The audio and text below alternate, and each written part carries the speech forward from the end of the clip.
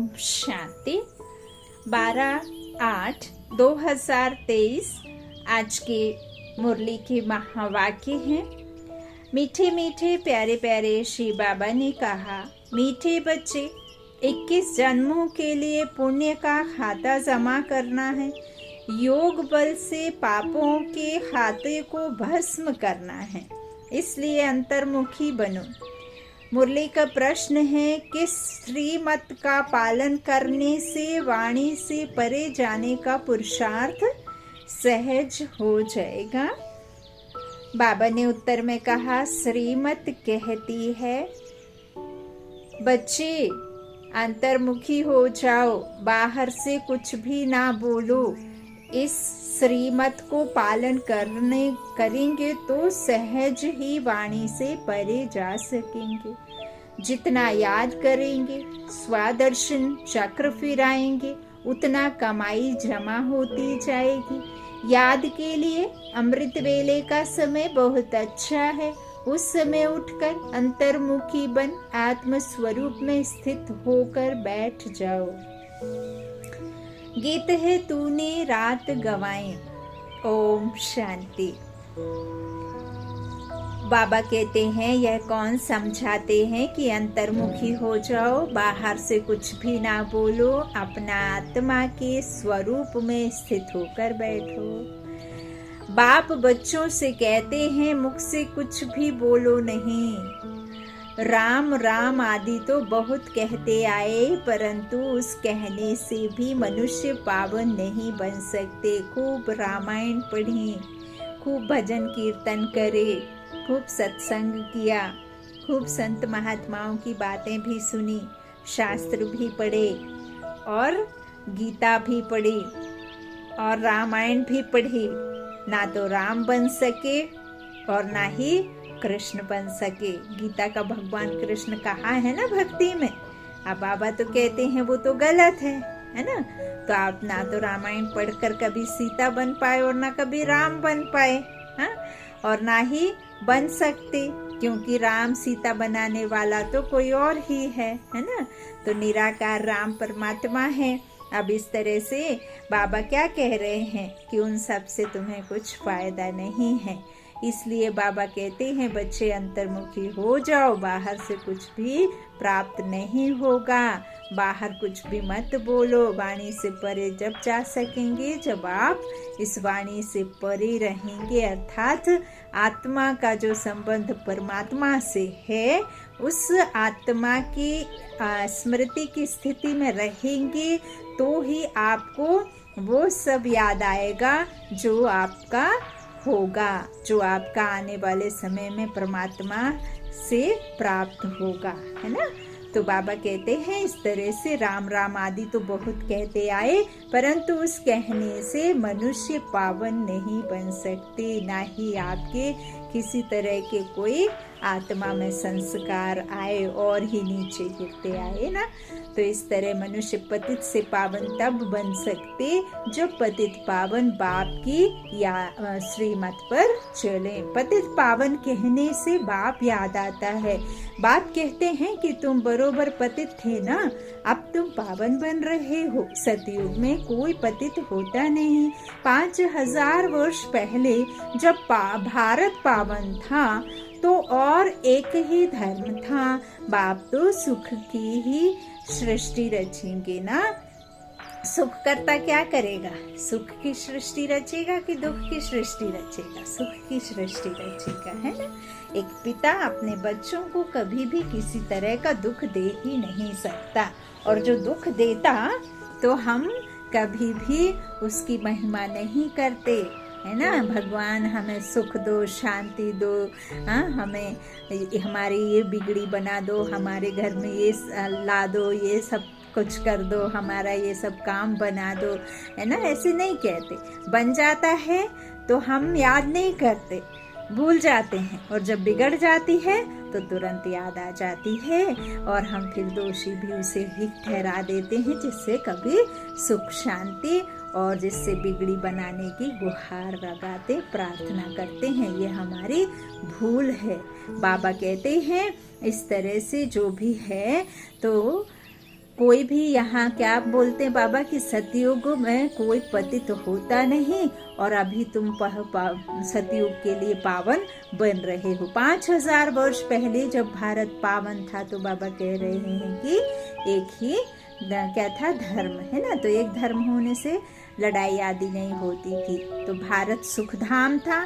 लक्ष्मी नारायण राम सीता आदि के मंदिर सतयुग त्रेता की निशानी है। सतयुग में बरोबर लक्ष्मी नारायण की डायनेस्टी थी। यही भारत था। सूर्यवंशी चंद्रवंशी का राज्य चलता था, जो अब फिर से स्थापन हो रहा है। इसको कहा जाता है वर्ल्ड की हिस्ट्री ज्योग्राफी। यह मनुष्य ही तो जानेंगे। हाँ, कुत्ता बिल्ली को थोड़ी समझाना है। कुत्ता बिल्ली थोड़े ना एक जन्म दूसरा जन्म शरीर रूपी उसमें लेते हैं, शरीर में आते हैं। हाँ? देवता थोड़े ना कुत्ते बिल्ली का शरीर बनता है, मनुष्यों का बनेगा ना देवता। तो मनुष्यों की ही आत्मा सुनेगी ना, वही अपने संस्कार बदलेगी। बाकी तो फिर जब मनुष्य बदल जाएंगे तो दुनिया भी बदल जाएगी, है ना।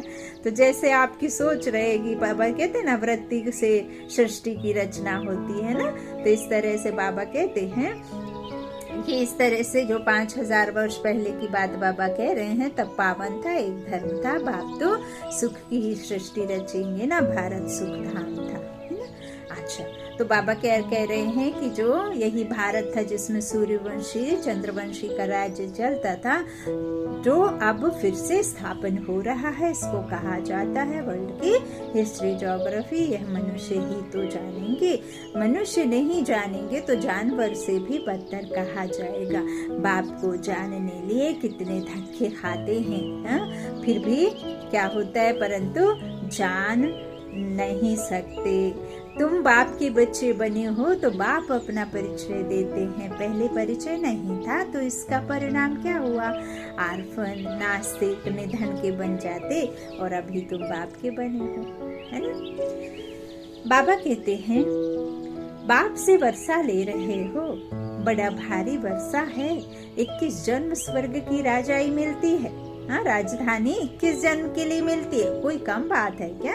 लक्ष्मी नारायण को 5000 वर्ष हुआ राज्य करते, फिर से हिस्ट्री रिपीट होती है। बाप समझाते हैं मेरी श्रीमत पर चलो, अंतर्मुखी बनो, बाहरमुखी मत बनो। बाहर से कुछ मत मांगो, अंदर से। बाबा कहते हैं अंतर मन तन मन धन से एक रस स्थिति में रहना है। ऐसा नहीं है कि अंदर में कुछ बाहर में कुछ हो, नहीं। हाँ, और परमात्मा को अंतर मन से मन मना भव मामे कम याद कर, बाबा ने कहा है ना, मध्याजी भव। तो बाबा कहते हैं इस तरह से बाहर मुखी मत बनो। अब इस समय यह समय क्या है, घोर अंधियारा है। इनको रात कहा जाता है, अभी सवेरा आ रहा है। बाबा कह रहे हैं कलयुग अंत को घोर अंधियारा, सतयुग आदि को घोर सोझरा कहा जाता है। बाप कहते हैं मैं आता ही हूँ संगम पर, जबकि सभी मनुष्य पतित हैं। अभी तुम बच्चों को सदा सुख का वर्षा देने आया हूँ। विनाश सामने खड़ा है, बहुत गई थोड़ी रही, इसलिए अब जल्दी जल्दी पुरुषार्थ कर बेहद के बाप से वर्षा लो। जैसे सब ले रहे हैं, सब पुरुषार्थी हैं। अब सबको स्वीट होम वाणी से परे जाना है।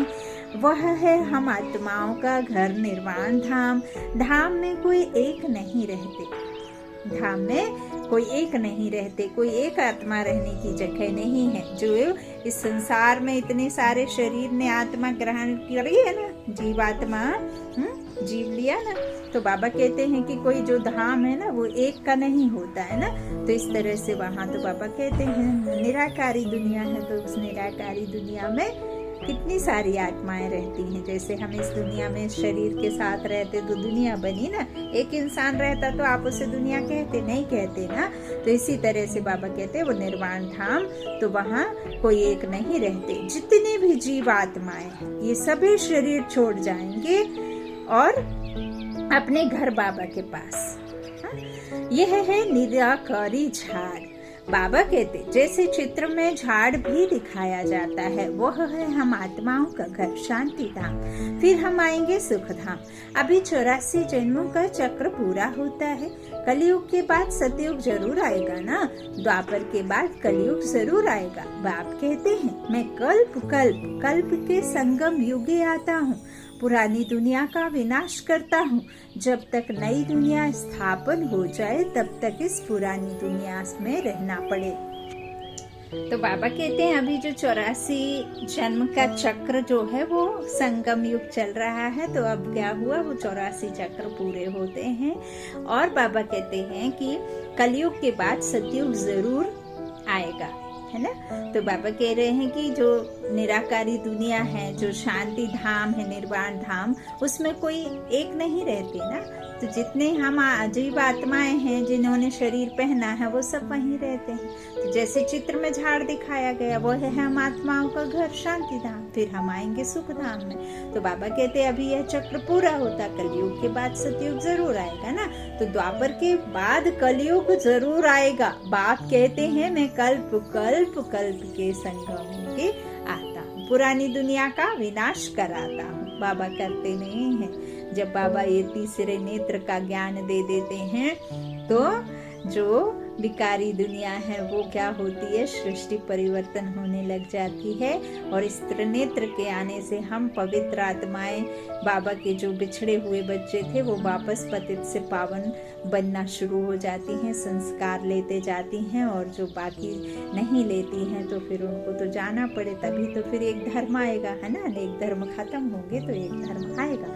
तो बाबा कहते हैं इस तरह से फिर ये दुनिया का विनाश कराता हूँ। जब तक नई दुनिया स्थापन हो जाए तब फिर इस पुरानी दुनिया में रहना पड़े। जब तक नया मकान बन जाए तब तक पुराने मकान में क्या कहते हैं बैठे रहते हैं ना। तो फिर जब नया बन जाए तो पुराने को तोड़ा जाता है। ऐसे तो नहीं है कि नया बनाएंगे पहले पुराना तोड़ देते हैं। नया जब बन जाता है तो पुराने को तोड़ते हैं। तो यह भी पुरानी चीज है ना, इसके विनाश के लिए यह है महाभारत लड़ाई। बाप बैठ बच्चों को समझाते हैं, आत्मा ही समझती है। जिस्मानी नॉलेज में भी आत्मा सीखती है ना। आत्मा कहती है मैं प्रिंसिपल हूँ, मैं सर्जन हूँ, मैं डॉक्टर हूँ, मैं इंजीनियर हूँ, ऐसे कहती है, मैं टीचर हूँ, है ना। अब मैं आत्मा कौन हूँ, माँ भी हूँ। फिर बाबा ने ज्ञान थोड़ा जो दिया है वो निमित्त बनकर आत्मा ही शरीर के कर्म इंद्रियों द्वारा वो ज्ञान थोड़ा फिर दे भी रही है। तो टीचर कह लो या परमात्मा का निमित्त बच्चा आत्मा कह लो, या फिर मास्टर ज्ञान का सागर कह सकते हैं, क्योंकि बाबा ने सेवा दी है रूहानी सेना बनकर रूह का ज्ञान देने के लिए, आत्मिक ज्ञान देने के लिए, है ना। तो ये मेरा नहीं है, परमात्मा ने जो कहा सो हम दूसरों को सुना रहे हैं, समझा रहे हैं ना।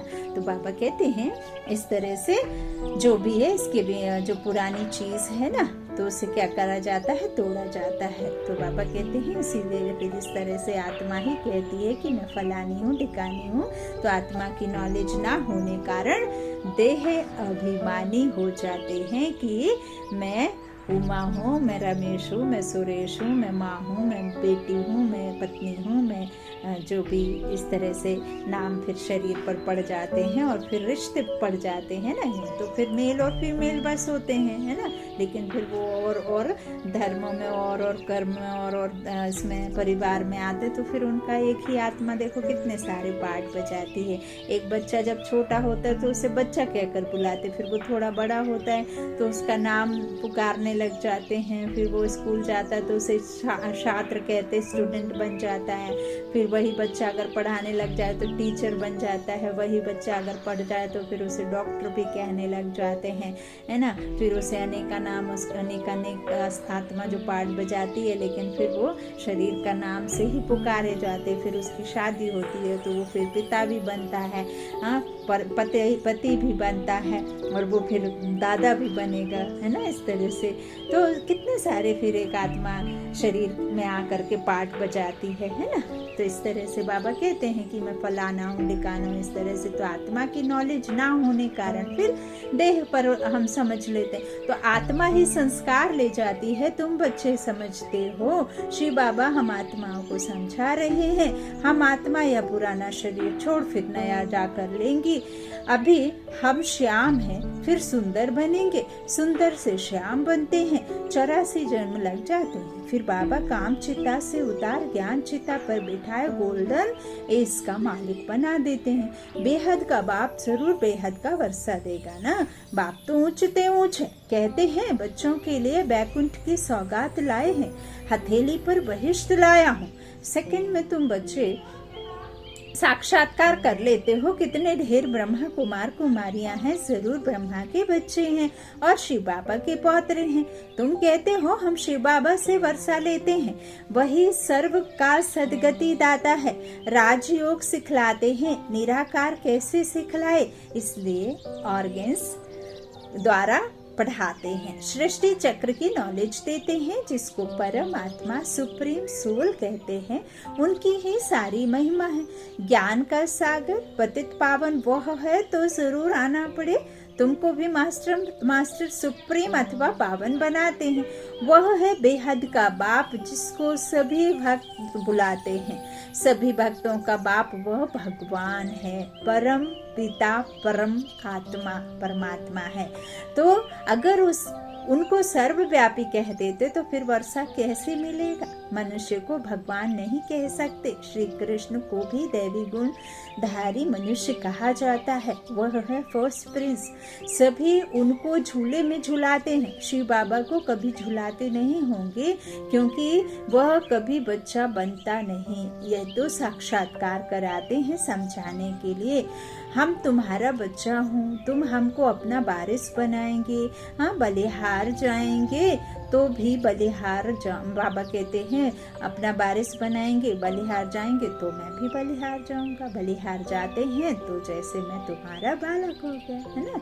एक है ट्रस्टी बनकर सब कुछ इसके क्या करना, पावर विल पावर कर देना, है ना। विल वो बना देना वारिस। और एक होता है पिता समझ करके उसका हाथ पकड़ के उसका सब कुछ ले लेना, है ना। तो बच्चा बनाओ तो भी हमें फायदा और बाप बनाओ तो भी हमें ही फायदा, है ना। बाप बच्चे का हाथ ये सोचकर नहीं छोड़ता कि बच्चा कहीं गुम ना जाए। और जो बच्चा बना लेते हैं पिता को, है ना, तो भी आप यह सोच के हाथ नहीं छोड़ेंगे कहीं बच्चे का हाथ छूट ना जाए, है ना। तो इस तरह बाबा कहते हैं मनुष्य में कितनी अंधश्रद्धा है, जहाँ तहाँ माथा टेकते रहते हैं। इसको कहा जाता है गुड़ियों की पूजा। नवरात्रि में बहुत गुड़ियाँ बनाएंगे, हाँ बनाते हैं ना, मूर्तियाँ सजा कर रखते हैं, उन्हें कितना साज श्रृंगार करते हैं। और फिर जिन्हें भगवान मानते, जिन्हें देवी बना करके मांगते हैं, भक्ति करते हैं, हवन पूजन सामग्री व्रत पूजा पाठ ना जाने कितना सब कुछ करके उन गुड़ियों को क्या करते हैं, पानी में बहा देते हैं। तो उनके ऑक्यूपेशन का किसको पता नहीं है।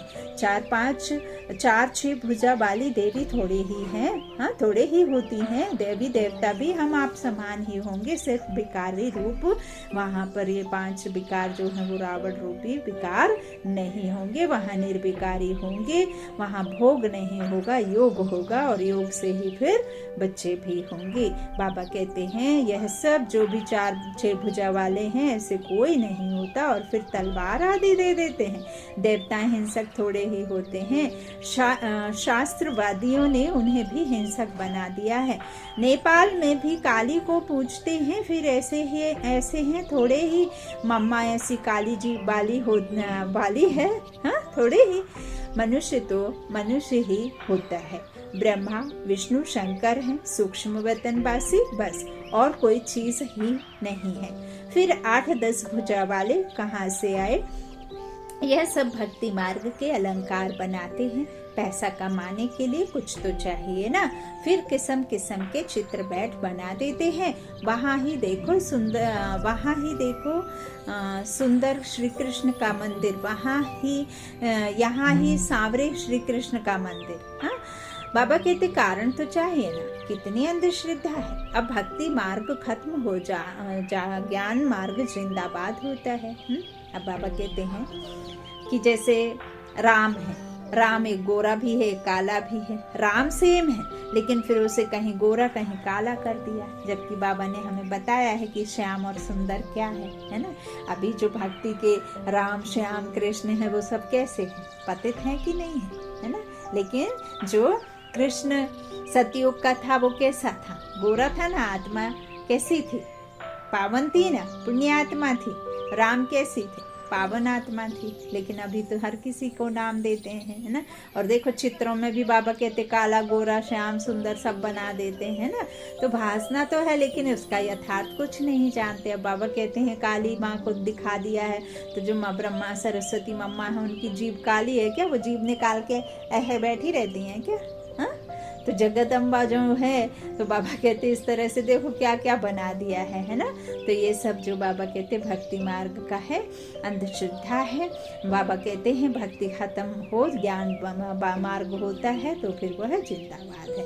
बाकी समय तो थोड़ा है, सबको मरना तो जरूर है। पुत्र पौत्रे बारिश बनने नहीं है। वहाँ तुमको यह ज्ञान ही नहीं रहेगा कि संगम पर हमने राजाई के लिए यह पुरुषार्थ किया था।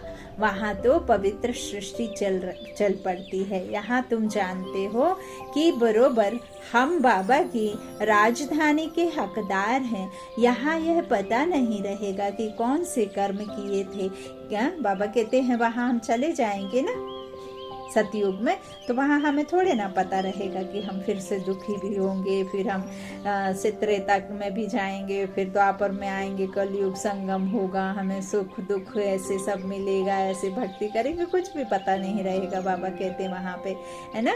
तो इस तरह से बाबा कहते हैं कैसे बने क्या है, कुछ भी वहाँ पता नहीं रहेगा कि कौन कौन से किए कर्म थे, कौन कैसे बने, यह सब भूल जाता है। वहाँ पतित होते ही नहीं, जो पावन बनने के लिए गुरु की दरकार पड़े। बाप पैर धोकर बच्चों को तख्त पर बिठाते हैं। गुरु चाहिए सदगति के लिए, तो वहाँ तो है ही सदगति, गुरु की दरकार ही नहीं। बाप कहते हैं अपने को आत्मा समझो, देह अभिमान में ना रहो। मैं आत्मा अभी डॉक्टर के रूप में हूँ, मैं आत्मा मजिस्ट्रेट हूँ, फिर यह शरीर छोड़ने के बाद पता नहीं क्या बनूंगा। हम इस शरीर द्वारा पढ़ते हैं, आत्मा ही इन ऑर्गन्स द्वारा पढ़ती है, आत्मा ही सुनती है। यह समझने की बातें हैं, ना कि दंत कथाएं हैं। बाप कहते हैं यह सारी दुनिया कब्रिस्तान होनी ही है। अब जागो, नहीं तो भंभोर को आग लगने के समय हाय हाय करेंगे, परंतु कुछ भी नहीं कर सकेंगे। काल खा जाएगा, त्राही त्राही करके रह जाएंगे, सजाएं भी बहुत खाएंगे। अभी हमें पापों का खाता खलास कर पुण्य खाते को भी जमा करना है। नए सिर 21 जन्मों के लिए जमा करना है। जमा होगा बाप को याद करने से, पुराना खाता चुकतू हो जाना चाहिए। ज्ञान कितना सहज है, तुम्हारी रोज कितनी कमाई होती है। जितना जो याद करते हैं, स्वदर्शन चक्र फिराते हैं, तो अथाह कमाई करते हैं अगिनत।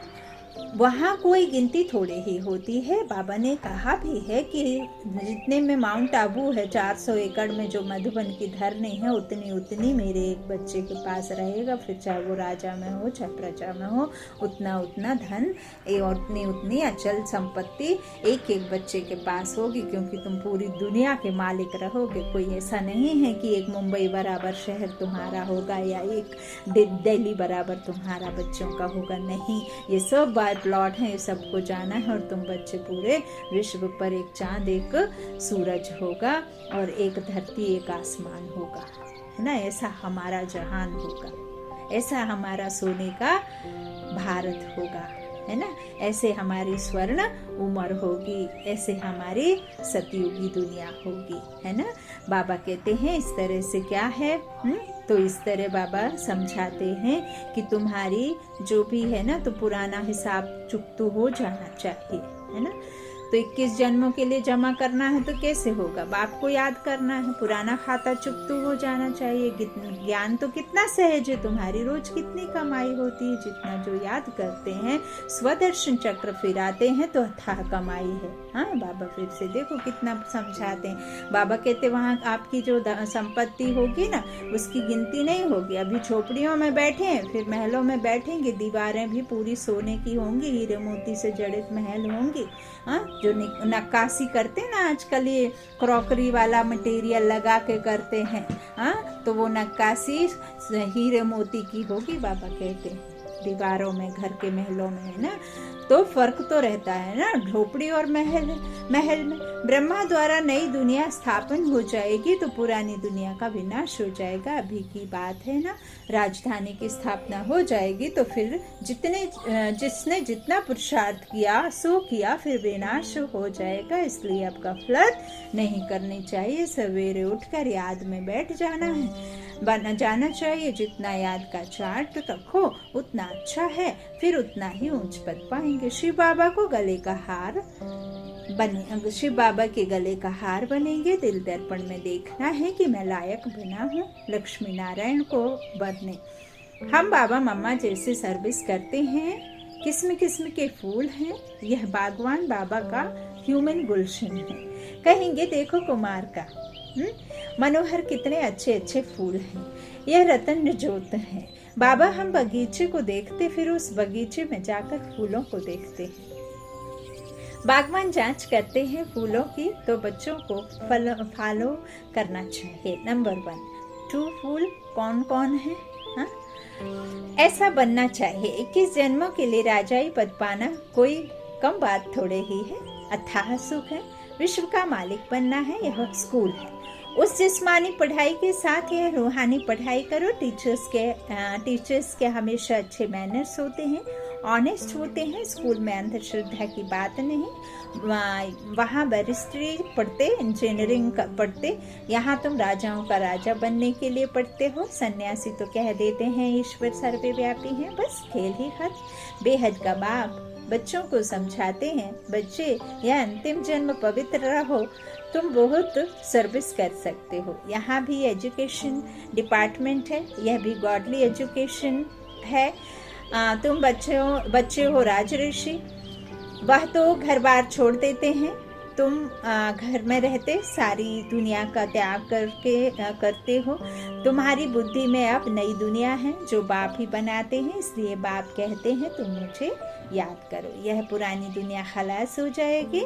यह रूहानी कॉलेज अथवा हॉस्पिटल भी बहुत बड़ा है, जिससे तुम एवर वेल्दी बनते हो। घर घर में तुम यह हॉस्पिटल अथवा कॉलेज खोल सकते हो, तो इसमें खर्चा कुछ भी नहीं है, सिर्फ 3 पैर पृथ्वी के चाहिए। अच्छा, माता पिता बाप दादा का मीठे मीठे सिकिला थे बच्चों प्रति याद प्यार और गुड मॉर्निंग। रूहानी बाप की रूहानी बच्चों को नमस्ते। हम रूहानी बच्चों के रूहानी माता पिता बाप दादा को याद प्यार और गुड मॉर्निंग। धारणा के लिए मुख्य सार है। पहला बाबा ने कहा सवेरे सवेरे उठकर याद में जरूर बैठना है, आत्मा को शुद्ध भोजन कराना है विचारों का। हाँ, विचार श्रेष्ठ होने हैं, तो सवेरे सवेरे उठकर क्या खाना है बाबा ने जो बताया है, इसमें गफलत नहीं करनी है, पुण्य का खाता जमा करना है। दूसरा है एम ऑब्जेक्ट को बुद्धि में रख अच्छे मैनर्स धारणा करने हैं, रूहानी पढ़ाई जरूर करनी है, अंतर्मुखी होकर रहना है। आज का वरदान है ब्राह्मण जीवन की विशेषता को जानकर उसे कार्य में लगाने वाले सर्व विशेषता संपन्न भव। ड्रामा के नियम प्रमाण संगम युग पर हर एक ब्राह्मण आत्मा को कोई ना कोई विशेषता मिली हुई है, चाहे माला का लास्ट दाना हो, उसमें भी कोई ना कोई विशेषता है। देखो बाबा अपने बच्चों को कितना ऊंचा उठाने के लिए हर एक अवगुण को छोड़ एक विशेषता को चुन करके बाबा अपने बच्चों को कितना ऊंच पद दिलाते हैं। कितना बाबा अपने बच्चों को सराहते हैं। उनके भाग्य को चमकाने के लिए बाबा को कुछ नहीं चाहिए। बाबा अपने बच्चों को देने के लिए, उनकी हर बुराई को खत्म करने के लिए उनके सिर्फ एक गुण को लेते हैं। तो बाबा कहते हैं उसमें भी कोई ना कोई विशेषता है। तो ब्राह्मण जन्म के भाग्य की विशेषता को पहचानो और उसे कार्य में लगाओ। एक विशेषता कार्य में लगाई तो और भी विशेषताएं स्वतः आती जाएंगी।